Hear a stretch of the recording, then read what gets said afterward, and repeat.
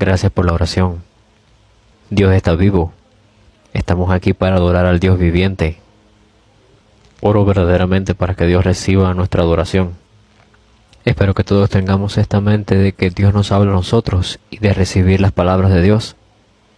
Veamos el pasaje de hoy que se encuentra en Marcos capítulo 16, versos 14 y 15. Y el título es Discípulos de la fe que dejó el Señor. Marcos 16, 14, 15. Finalmente se apareció a los 11 mismos, estando ellos sentados a la mesa, y les reprochó su incredulidad y dureza de corazón, porque no habían creído a los que le habían visto resucitado. Y les dijo: id por todo el mundo y predicad el evangelio a toda criatura. Vemos que Jesús durante su ministerio público reunió a los 12 discípulos, y vemos que uno de ellos, Judas Iscariote, lo traicionó. Así que si ustedes miran el versículo 14, ven que estaban reunidos los 11 discípulos. Estos 11 discípulos fueron enviados y fueron los que son llamados apóstoles. Ellos eran los discípulos de Jesús y al mismo tiempo eran apóstoles. Estos discípulos recibieron especiales bendiciones de Jesús, porque el tiempo del ministerio público de Jesús fue alrededor de 3 años, y estos discípulos fueron los que pasaron con Jesús todo ese tiempo, días y noches. Pasaron todo ese tiempo con el Señor. En muchas ocasiones Jesús compartía mensajes especiales a ellos solamente, los tomaba aparte. Y también en otras ocasiones solamente Jesús les mostraba a los discípulos milagros tan sorprendentes. Y algunas personas dicen que el ministerio de Jesús esencialmente fue el entrenar y el preparar a estos 12. Hay muchísimas bendiciones tan grandes que Jesús les dio a los discípulos, pero vamos a ver algunas de ellas. Y hoy puede que veamos algunos pasajes, quizás sean alrededor de 20.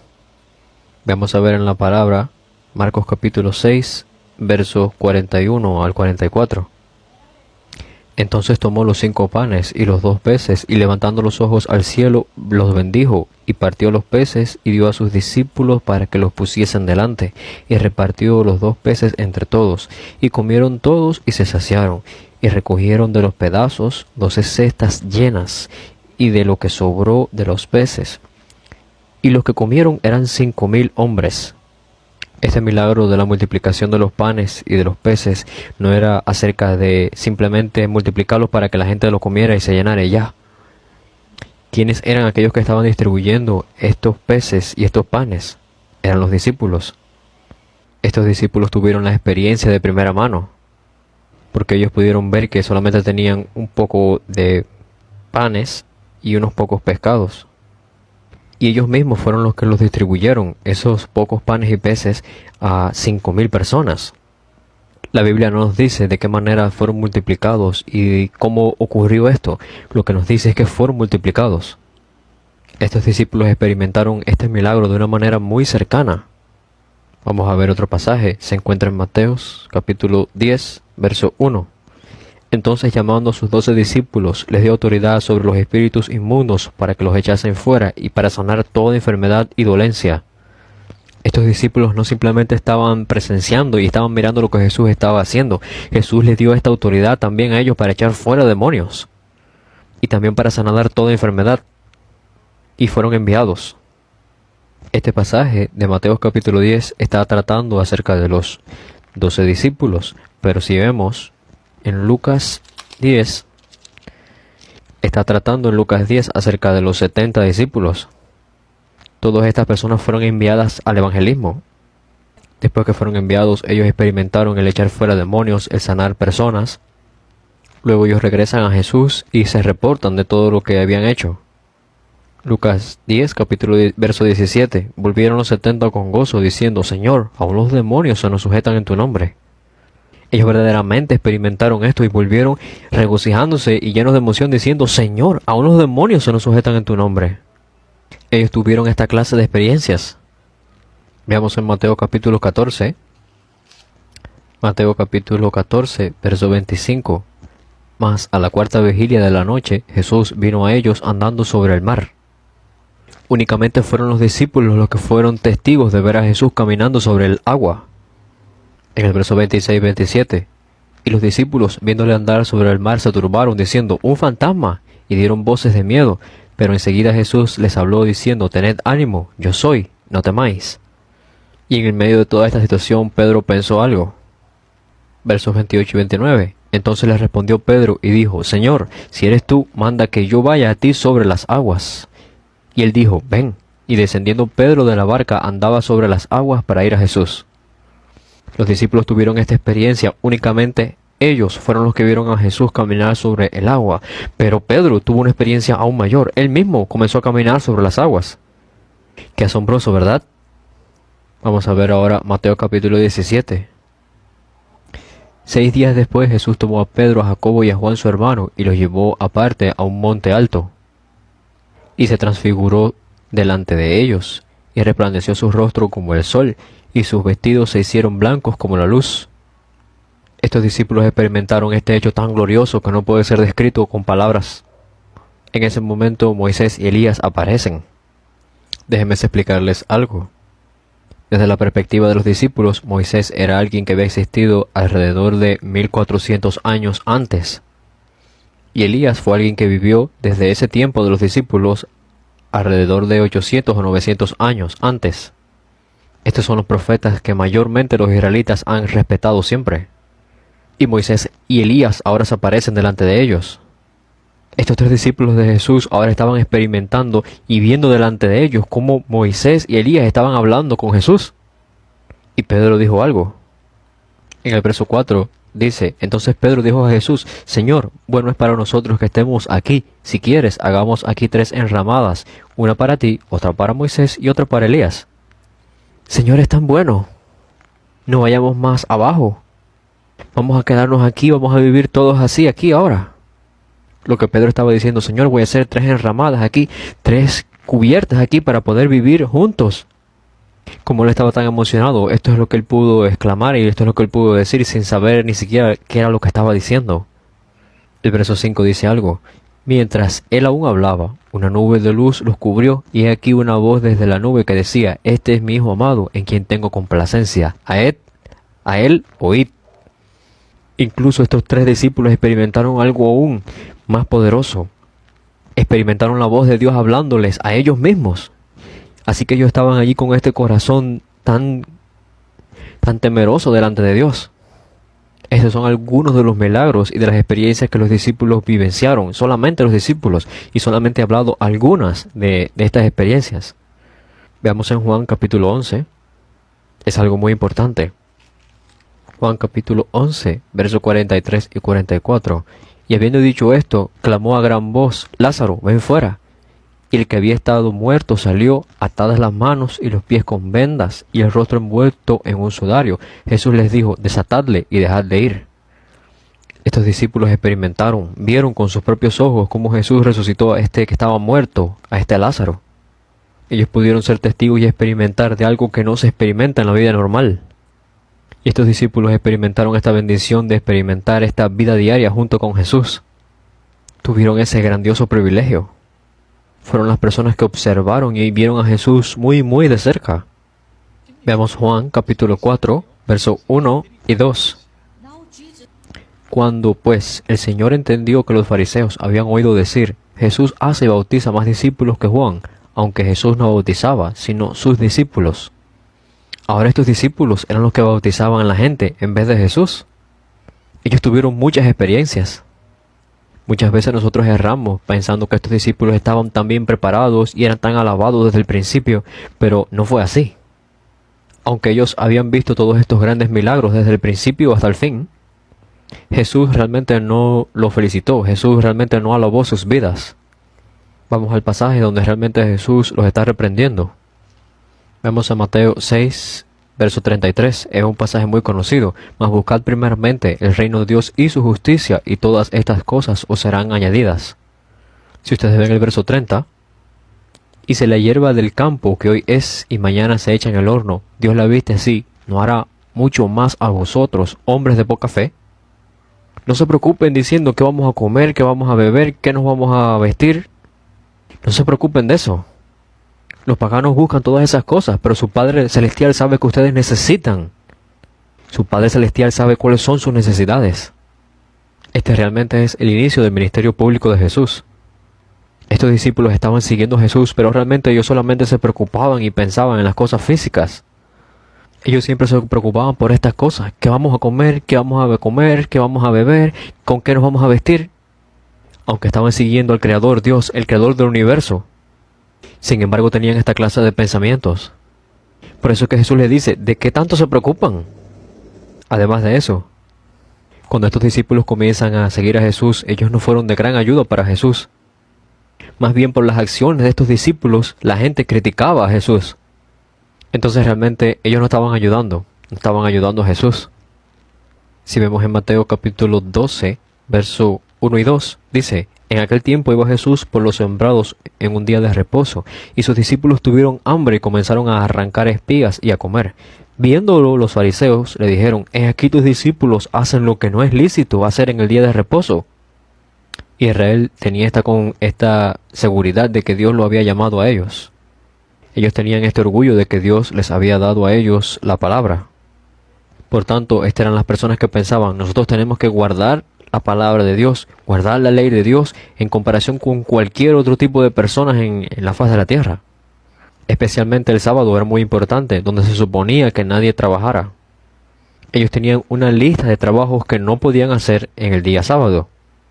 Ellos tenían estas regulaciones de qué cosas hacer y qué cosas no hacer en el día sábado. Por ejemplo, si tú caminas más de 1 kilómetro, significa que estás trabajando en el día sábado. Pero si caminas menos de 1 kilómetro, significa que no estás trabajando. Si tú cargas una carga que pesa más de 1 kilogramo, significa que tú estás trabajando en el día sábado. Pero si tú cargas una carga que no pesa más de 1 kilogramo, significa que no es un trabajo para el día sábado. Cuando los discípulos estaban caminando en estos campos donde había espigas sembradas, aunque era el día sábado, ellos comenzaron a arrancar estas espigas. Y como tenían hambre, comenzaron a comérselas. Para el pueblo de Israel no se supone que alguien del pueblo de Israel haga este tipo de cosas. Cuando miramos la vida de los discípulos y las acciones que ellos hacían en muchas ocasiones, podemos decir que ya son personas que están actuando por debajo de lo común. Porque para cualquier persona en el pueblo de Israel, ellos conocían y entendían que si tú eres del pueblo de Israel, no se supone que tú hagas eso. Vemos Marcos capítulo 7, verso 2. Marcos capítulo 7, versos 1 y 2. Se juntaron a Jesús los fariseos y algunos de los escribas que habían venido de Jerusalén, los cuales, viendo a algunos de los discípulos de Jesús comer pan con manos inmundas, esto es, no lavadas, los condenaban. Tú te puedes preguntar, bueno, ¿y cuál es la situación aquí? ¿Qué pasó? Pero para el pueblo de Israel es un grave problema, es una seria situación si tú comienzas a comer los alimentos con las manos sin lavar. Desde la perspectiva de los fariseos, los maestros y los ancianos, esto era un hecho inaceptable, por eso era que era criticado. Por eso ellos criticaban estas acciones de los discípulos. Estos milagros tan grandiosos que Jesús les mostraba a los discípulos y todas estas experiencias tan grandiosas, pero realmente los discípulos estaban arruinando la reputación de Jesús. Si vemos en Mateo 8, versos 23 al 27, y entrando él en la barca, sus discípulos le siguieron, y he aquí que se levantó en el mar una tempestad tan grande que las olas cubrían la barca, pero él dormía. Y vinieron sus discípulos y le despertaron, diciendo, Señor, sálvanos, que perecemos. Él les dijo, ¿por qué teméis, hombres de poca fe? Entonces, levantándose, reprendió a los vientos y al mar, y se hizo grande bonanza. Y los hombres se maravillaron, diciendo, ¿qué hombre es este que aun los vientos y el mar le obedecen? Cuando ustedes miran otros pasajes de la Escritura, ven que estos discípulos eran los apóstoles.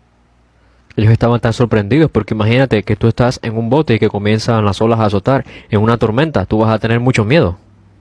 Y como estaban tan atemorizados, fueron a despertar a Jesús. Y Jesús les pregunta, ¿de qué tienen tanto miedo? ¿Por qué están tan asustados? Y si ustedes lo miran, la situación está bastante aterrorizadora. Pero esto es lo que Jesús dijo.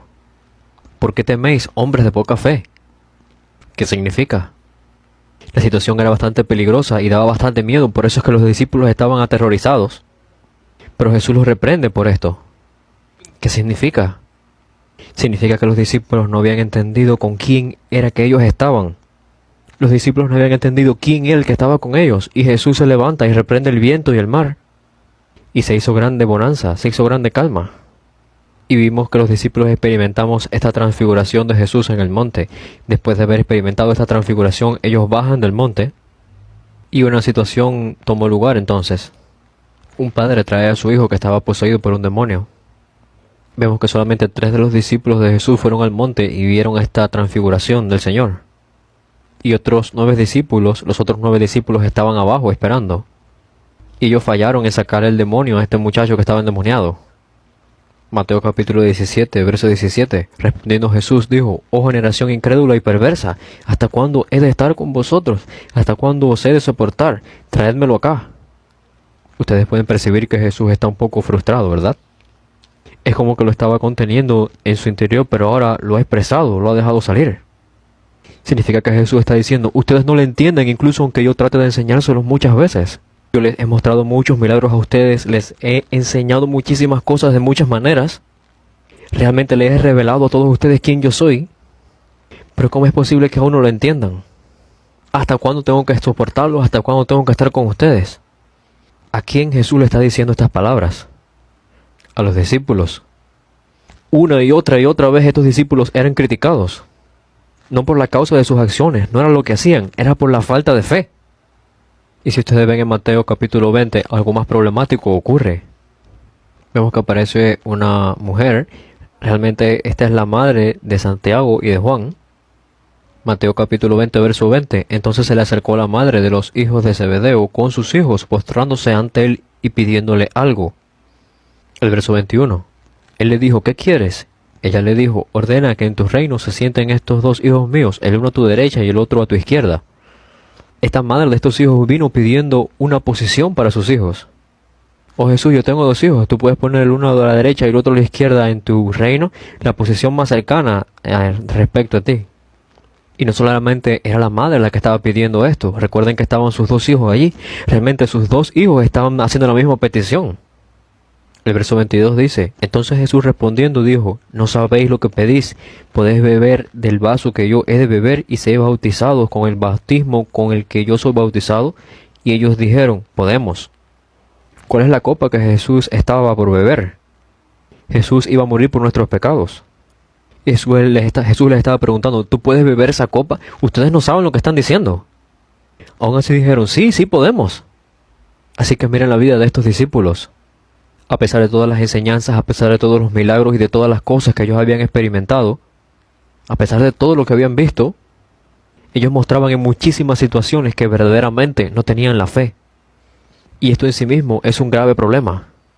Y no solamente eso, sino que también ellos estaban pidiendo una posición. Vamos a ver Mateo capítulo 26, es el momento donde están arrestando a Jesús. Mateo capítulo 26, verso 56. Mas todo esto sucede para que se cumplan las escrituras de los profetas. Entonces todos los discípulos, dejándole, huyeron. Sin excepción, todos los discípulos huyeron. Y un tiempo después de haber huido, Pedro lo pensó un poco mejor y dijo: quizás, bueno, esto no es lo correcto de hacer. Y entonces Pedro comenzó a seguir a Jesús de lejos. Y aún ahí él comete muchos errores. Si vemos el verso 69 del capítulo 26 de Mateo, Pedro estaba sentado fuera en el patio y se le acercó una criada diciendo: tú también estabas con Jesús el Galileo. Mas él negó delante de todos diciendo: no sé lo que dices. El verso 71.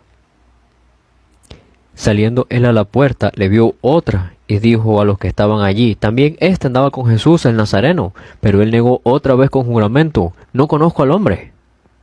El verso 73. Un poco después, acercándose los que por allí estaban, dijeron a Pedro: verdaderamente también tú eres de ellos, porque aún tu manera de hablar te descubre. Entonces él comenzó a maldecir y a jurar: no conozco al hombre. Y enseguida cantó el gallo.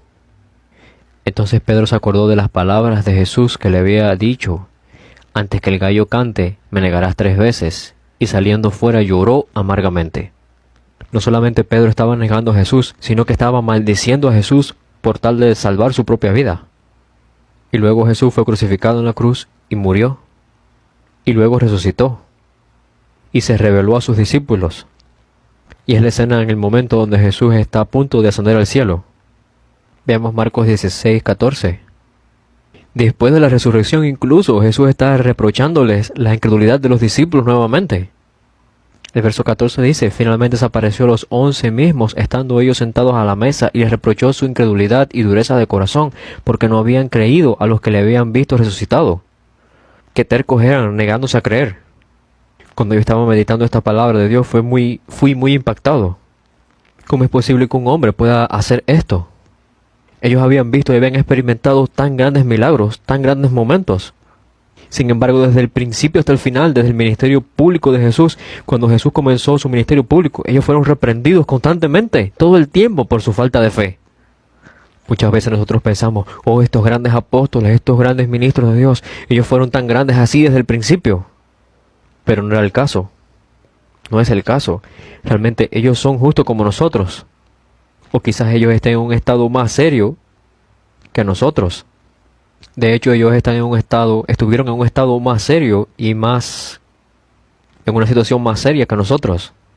Y tenemos que pensar acerca de esto. Aunque Jesús los reprendió, Jesús nunca los abandonó. Cuán grande gracia es esta. Jesús los regañaba, Jesús los reprendía, pero nunca los abandonó. Porque nuestro Señor sabía en qué clase de estados estos discípulos se encontraban. Y en hecho, nosotros somos como ellos. Y en cierto sentido, nuestro Señor continuamente nos está dando una oportunidad. Yo estaba pensando, ¿cómo es posible para estos discípulos continuamente tener esta clase de falta de fe desde el principio? ¿Cómo es posible para ellos permanecer tanto tiempo con esta incredulidad? Desde el principio hasta el fin. Porque si ustedes lo piensan, es la primera vez que el Creador del universo, de todas las cosas, aparece en carne, en el mundo. Esto nunca había sucedido antes. Estos discípulos seguían a Jesús pensando que es una persona muy extraordinaria, pero realmente no se podían percatar de quién era Jesús. Y tampoco estaban con esta percepción del hecho de que fueron llamados como discípulos del Señor Jesús. Ellos no estaban percibiendo esta realidad, este hecho, cuán grandioso es. ¿Y qué significa ser un discípulo? ¿Qué significa ser un discípulo de Jesús? Un gran número de discípulos del Señor Jesús fueron pescadores. Si se caracterizaba en el tiempo de Jesús a las profesiones de acuerdo al nivel de el 1 como la más alta y el 30 como la más baja, las profesiones de las personas, si se hacía esta clasificación, los pescadores ocuparían cerca del lugar 30 o 29. Significa que esa carrera de pescador era considerada como una de las más bajas. Y muchos de los discípulos de Jesús eran celotes. Significa que ellos pensaban así: hay que coger a estos romanos y matarlos y expulsarlos de aquí, de Israel. Eran una clase de terroristas. Ellos querían matar a estos romanos y ser la gente que gobernara ahora. Y también algunos de sus discípulos eran recogedores de impuestos. Y este oficio de ser recogedor de impuestos era el oficio más odiado por la gente en el tiempo del pueblo de Israel. Porque había que pagarles dinero. Ellos trabajaban para el gobierno romano. Y si vemos Mateo, que escribió el libro de Mateo, fue un recogedor de impuestos. Cuando ellos fueron llamados desde el principio por Jesús, ellos no eran ningún tipo de personas remarcables. Y mientras seguían a Jesús durante su ministerio público, sus categorías no eran tan buenas. Y aunque eran capaces de ver muchísimas cosas, realmente no tenían la fe, no creían en Jesús. Y a pesar de todo esto, nuestro Señor Jesús no los dejó solos, se aferró a ellos. Y veamos en Mateo capítulo 4, ¿por qué nuestro Señor los eligió a ellos? Cuando Jesús los llamó podemos ver la respuesta, podemos ver la reacción de estos discípulos. Y teniendo en cuenta su reacción podemos ver cómo Dios los había llamado. Y por supuesto fue un llamado completo de parte de Dios. Pero al mismo tiempo Dios lo había preparado todo. Dios había preparado a esta gente para ser los discípulos de Jesús. Mateo capítulo 4, versos 18 al 20. Andando Jesús junto al mar de Galilea, vio a dos hermanos, Simón llamado Pedro y Andrés su hermano, que echaban la red en el mar porque eran pescadores, y les dijo: venid en pos de mí y os haré pescadores de hombres. Ellos entonces, dejando al instante las redes, le siguieron. Pasando de allí, vio otros dos hermanos, Jacobo hijo de Zebedeo y a Juan su hermano en la barca con Zebedeo su padre, que remendaban sus redes, y los llamó, y ellos, dejando al instante la barca y su padre, le siguieron. Ellos respondieron al llamado de Jesús inmediatamente. Ellos tenían este corazón, ellos amaban a Jesús y querían seguirle. Querían vivir por Dios. Ellos tenían esta clase de corazón. Y al mismo tiempo tenían tantas limitaciones. Aunque amaban a Jesús, aunque querían vivir por Dios, tenían tantas limitaciones. Cometían tantos errores una y otra vez. Y Jesús los regañaba, Jesús los reprendía constantemente. Ellos eran criticados constantemente. En lo que concierne a la fe, ellos estaban experimentando muchísimas cosas, viendo muchísimas cosas, y ellos expresaban su fe en los momentos más críticos. A pesar de que Jesús los regañaba y a pesar de todas estas cosas y a pesar de que Jesús continuamente les reprendía, Jesús nunca los abandonó, nunca los dejó solos y no se rindió con ellos. Y Jesús los guió y los llevó hasta el final.